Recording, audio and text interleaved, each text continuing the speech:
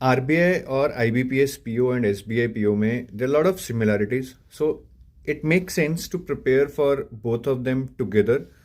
Because जो आप RBI के फेज वन में करते हैं, the same level of questions you will encounter in SBI PO and IBPS PO mains.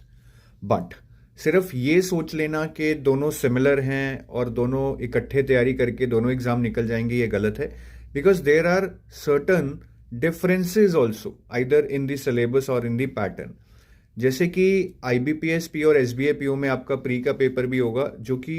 थोड़ा इजी लेवल का होता है, जिसमें ज़्यादा स्पीड मैटर करेगी, where as RBI grade B के पेपर में सिर्फ कॉन्सेप्ट्स और पेशेंस और एक्यूरेसी मैटर करती है, स्पीड का इतना ज़्यादा रोल नहीं है।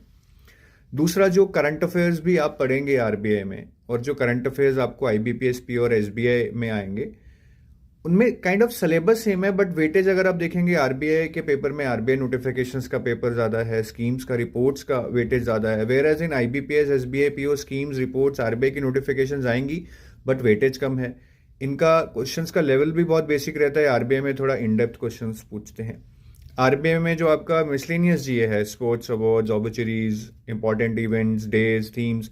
वो बहुत कम आता है।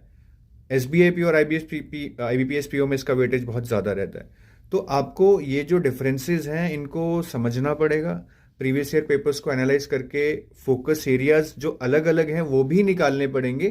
क्योंकि अगर 80% प्रिपरेशन सेम है, शायद 20% कुछ स्पेसिफिक चीज़ें हैं जो आपको हर एग्जाम के लिए either according to the syllabus, pattern और वेटेज चेंज या अडाप्ट करनी पड़ेंगी।